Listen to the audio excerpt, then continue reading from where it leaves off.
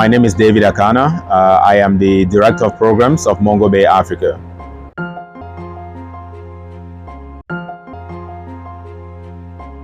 We've been here for the last 2 weeks at the 28th United Nations Climate Change Conference here in Dubai, United Arab Emirates. The conference is all over, and I guess that everyone is obviously asking a question: was it success or was it a failure? It depends on who you're talking to, but I do have a couple of takeaways, and 3 of them. Number one is that I think it is historic to have, language on fossil fuel in the final agreement. What it does say is that, the global community is going to have to transition out of fossil fuels over time.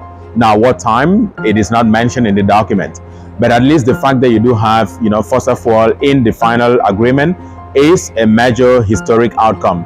That's because, this is probably one of the most contentious issues as far as these talks are concerned. There was a lot of talk before this whether it was going to be a phase down or a phase out completely. So at least that's a positive. Number 2, I think for me, is the fact that you've seen a growing coalition for renewable energies. So yeah, there are over 130 parties that have signed up to that, agreement.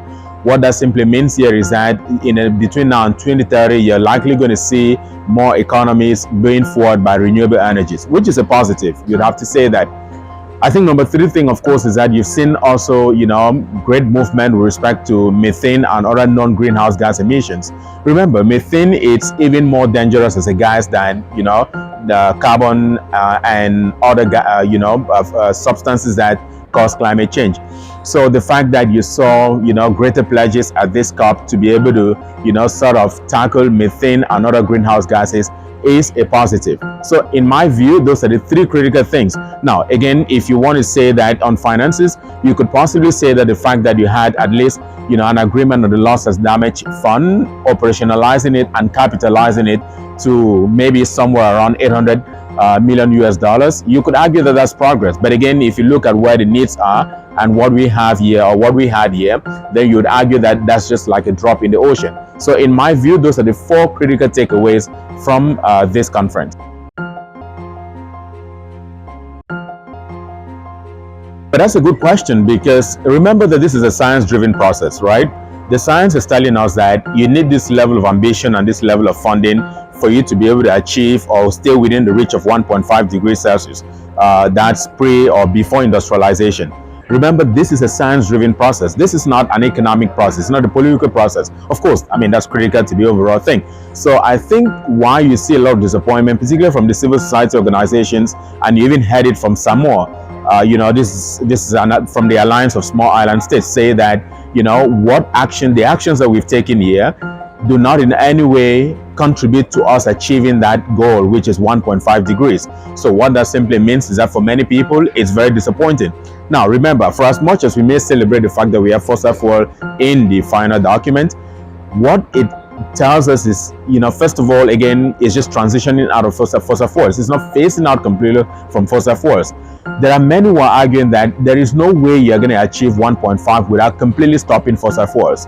But again, to a very large extent, you can understand why many people are a little bit disappointed. But then there's also the question of finance. The bottom line here is that if you're looking at where the needs are, not only for the global community, but particularly for the developing South, then you would have to argue that not a lot of progress was made in that direction as well. So to a large extent, you would argue that the fact that, there isn't enough funding commitments. Yes, of course, the host country and several other parties are going to tell you that there were over 80 billion in financial commitments here at COP. They're going to tell you that the loss and damage fund has been operationalized. They're going to tell you that they put some money in the adaptation fund, some money into the green climate fund, and all the other public funds. Yes, movement, we are seeing some movement in private sector funding as well. But again, all of this does not amount to what is required for the world to be able to address the issues of climate change in a very substantial way. Not at all, and I think the science has said it. So if you just even look at what the reactions from even the UN chief, Antonio Guterres, said just at the closing of this summit, that we would have to find a way. Phasing out fossil fuels is almost inevitable. This is the United Nations Secretary General talking. This is not me.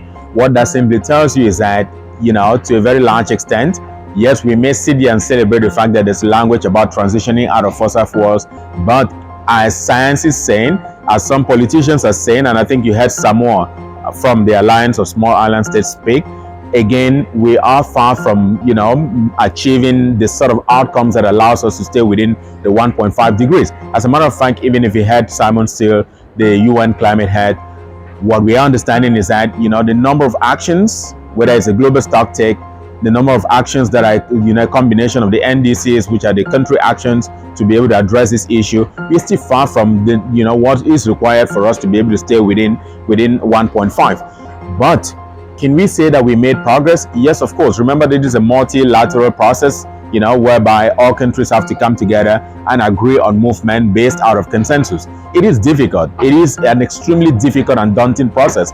That's why you see it looking very messy. So if you're one of those persons who believes in incremental change, then you'd say, okay, maybe some progress was made here. That's why the COP president, Al Jaber from the United Arab Emirates said, this is what he calls the UAE consensus. So to a very large extent, you can argue that yes, progress has been made, but based out of science, it is not enough for us to be able to stay within the 1.5. That's because you're going to continuously see, not only in Africa, cyclones in East Africa, you're going to continue seeing desertification on the Sahelian belt of Africa, you're going to see continuous deforestation, more warming. What that simply tells you is that the world, and I think the world has got to a point where action has to be more transformative than what we are actually achieving now.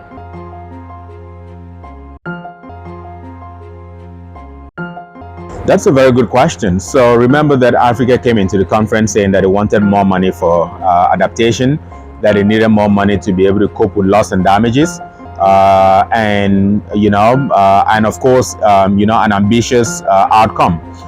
The UAE consensus, to a very large extent, did start work on loss and damage. There's 800 million US dollars, but it's not up to $1 billion. And if you look at where the needs are, then you would have to argue that yes, of course, again, like some NGOs have said, it's just a drop in the ocean. So yes, there is progress with respect to operationalizing the fund. Yes, it's been capitalized, but before the money gets in and the fund is actually operationalized in the World Bank, which is going to host it, and for countries to start benefit from that money, it's going to take a while. But of course, you can argue that there's going to at least be some money that's going to come in for Africans to start benefiting and be able to address issues of loss and damage. Remember what's loss and damage? It is actually, the fact that a lot of coastal communities across Africa already suffering from sea level rise. They're getting damages. This money is going to be able to address that. In areas where there's crop failure, this money is expected to address that. So to a very large extent, you would argue that there is some progress. Number two, there was some movement on adaptation, but not as much as you would hear some African parties talk about the other NGOs. So the UAE consensus, which is that broad document that also addresses adaptation, there was some money.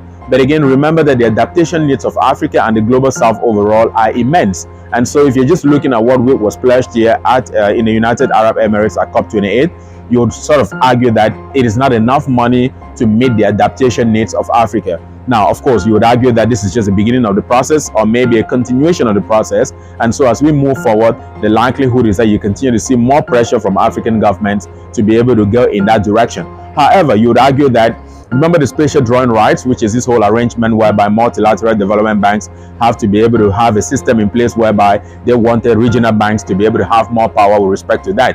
That's something that was also achieved here. You would have seen the African Development Bank, the IMF, the World Bank, and other, regional banks working together in that direction. So there was movement as far as that is concerned. And I think you might have heard the chief of the African group of negotiators praising that particular aspect of work as well. So there has been progress as far as that is concerned. There were some declarations about how to do agriculture in a way that is climate smart.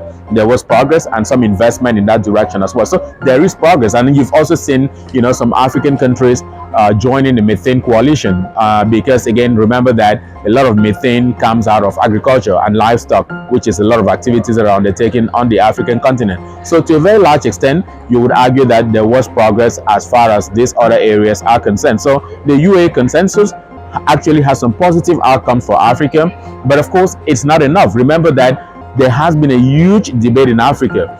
Do we develop or do we do climate change? And some people think it is mutually exclusive, others think it is mutually inexclusive. And so you realize that a lot of countries, particularly when you talk about energy transition, have argued that gas is a transition fuel, meaning that they want to continue to do gas. As a matter of fact, Nigeria actually said that they want to continue to do gas.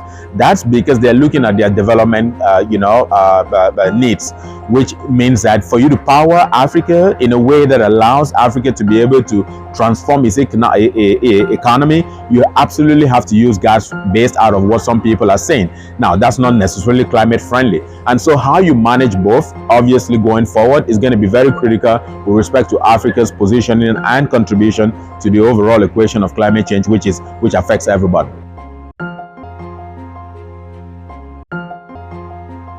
It's interesting how the psyche works, right? Which is that everyone just thinks that the UN process and the UN and multilateralism can address all the issues of the world. No, it cannot. I think it's a farce to think that way, because if you look at just what is being pledged within the overall framework of these negotiations as far as finance is concerned, again, it's just a drop in the ocean. What that simply means here is that there needs to be a paradigm shift in terms of how we understand and perceive and work on finding funding for these particular issues. Now, if you just look at Africa, for instance, you would argue that what we are getting out of this whole process, we contribute less than 3% to climate change, but what we get is less than 20 to 30 billion out of public funding at this point. This is not me saying it, it's a climate finance expert talking about it. That is very insignificant for us to be able to adapt to the effects of climate change, handle mitigation, and handle loss and damage. What that simply means here is that countries in Africa have to recognize that their citizens are suffering from the brunt and the burden of climate change and take commensurate action. What that simply means here is that there needs to be a way to generate this money internally from African countries. And how do you do that? You remember that there was a development finance conference in Addis Ababa just before the adoption of the SDGs. And that conference actually argued in a very substantial way that countries can raise sufficient revenues out of their taxation system. The problem usually is just the management and a little bit of corruption in the use of public money. Otherwise, there's enough to go around for health, education, and even invest in climate.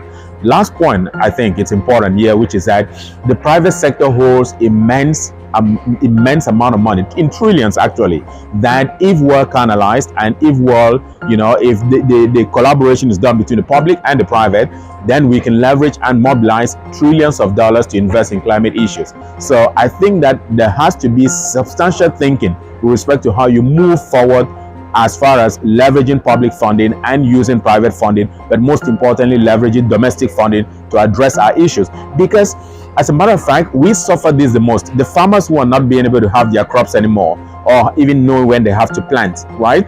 The people who are living along the coast and cannot get their livelihoods intact anymore, because even in terms of fishing, there's a lot of pollution in the sea and they cannot do that.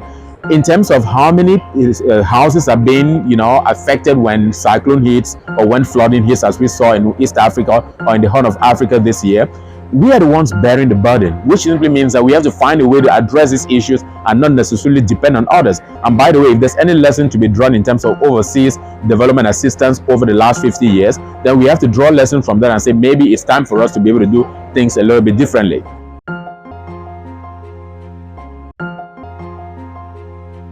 Oh, that's a good question. Obviously, remember that, this is a process. COP29 is going to hold in Azerbaijan, Baku, Azerbaijan, and COP30 in Brazil. And it is going to feed off what has been agreed upon here. And so the likelihood is that, the good thing at least is that in terms of the narrative, based on who you're talking to, at least the UAE consensus is good progress. The UAE consensus has made some significant progress on finance, including fossil fuels, on the global stock take, which is critical to the Paris process. Remember that this was agreed upon in Paris several years ago. It's made good progress on mitigation. It's made some progress on adaptation. So when we all meet again in a year in Azerbaijan, sometimes in November of that year, the bottom line is that at least there would be something to build on. And later on when we meet in Brazil. But I think it is important for us to be able to say here that multilateralism can only achieve as much, which simply means here that there has to be a way in which all the different parties are thinking of addressing these issues in a way that allows us to be able to take ambitious goals. Because if it's not ambitious, to be honest with you, the science tells us we're not going to be able to hit the 1.5, which is critical if we're going to stay within a world that does not get warmer and actually upsets our overall ecosystem. So at least you would argue that the momentum based out of what we've seen here in Dubai would obviously, be reflected in subsequent COPs.